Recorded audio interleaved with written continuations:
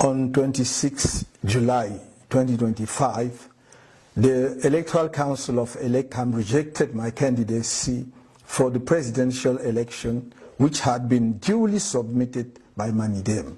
On 28 July, I lodged an appeal against this unfounded decision with the Constitutional Council. On 4th August, we presented this High Court with all the factual and legal arguments in favor of validating my candidacy, as well as the evidence establishing the imposture of the second candidacy attributed to Manidem. On 5th August, at the end of its deliberations, the Constitutional Council rejected my appeal for validation of my candidacy on the grounds that it was unfounded. The decision to exclude me from the 2025 presidential election was taken a long time ago by the CPDM regime. This regime never accepted the fact that we avoided the big political trap of the 2020 legislative and municipal elections by choosing the boycott. The regime wanted to destroy the CRM through these elections and never forgave us for escaping. From then on, the campaign to demonize the CRM and its national president was launched, and the decision was taken to prevent him by any means possible from taking part in the 2025 presidential election. It was with this in mind that the legislative and municipal elections scheduled for February 2025 were postponed until March 2026 in order to prevent the CRM from having any elected representatives and from being able to present its candidates in the presidential election next October.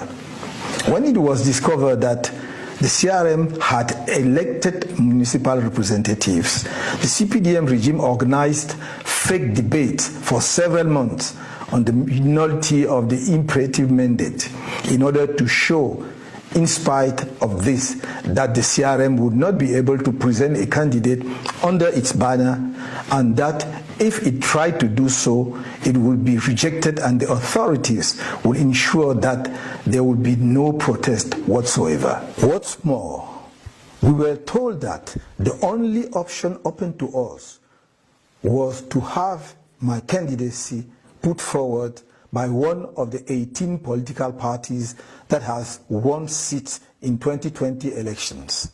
I must repeat that nothing prevented the CRM from presenting a candidate for this presidential election, but we had to avoid giving the regime a pretext for rejecting a candidacy presented by the CRM, because rejecting the nullity of the imperative mandate had become a matter of life or death for this regime. The unexpected presentation of my candidacy under the Manidem banner came as a thinly veiled shock to those in power in Yaoundé. Taken by surprise, the regime in power rushed to create a new president of Manidem and his candidacy file to artificially create what was called a plurality of investure. Cameroonians, my dear compatriots, I would like to extend my warmest thanks to the many people who have tirelessly shown me their patriotic and democratic support during this episode, which has just been resolved before the Constitutional Council on Tuesday, 5th August 2025.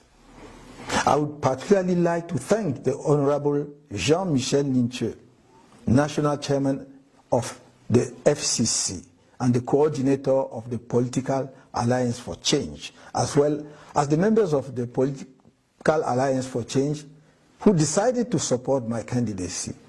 In the same vein, I would like to thank the National President of Manidem, Mr. Anise George Ikane, for his remarkable patriotism and sense of history, his loyalty to the ideals on which his political commitment was founded, his courage and determination to see our country resume its nationalist march towards progress. This is also an opportunity for me to salute the exceptional commitment of all the leaders and activists of Manidem for their support for my candidacy. I would like to express my gratitude to the leaders and many militants of the CRM for their unfailing support, their unwavering commitment, and their remarkable courage in the face of the many trials imposed on them on a daily basis by a regime that has no inspiration and no vision for the country. My dear compatriots, I have told you again and again, I will not betray you. And I have not betrayed you. On the other hand, the Constitutional Council, the judiciary, ELECAM, the powers that be, through the Ministry of Territorial Administration in particular, which has been involved in all the wrong moves against us, have betrayed you without a second thought. The international community, notably the UN, which signed a secret agreement with ELECAM on 9th May 2025, supposedly to guarantee the transparency of the 2025 presidential election, has betrayed you. This international community, so quick to stand by the dictatorship that is crushing the Cameroonian people, did not feel concerned by the CPDM regime's political crime against our people. On the contrary, it has sat on the values it claims to promote and defend. My dear compatriots, as part of the preparations for my campaign for the presidential election next October, on 30 January 2025, I launched the fundraising campaign in accordance with the legislation in vigor. Following the rejection of my candidacy, I would like to inform the public that contributions to my campaign for the forthcoming elections are now closed.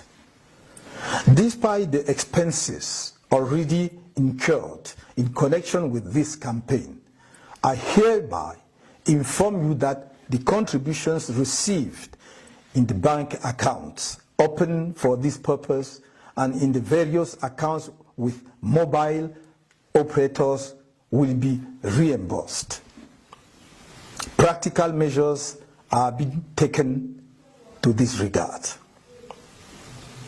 Cameroonians, my dear compatriots, I'm on my feet and will remain at your side. The struggle continues. Long live Cameroon.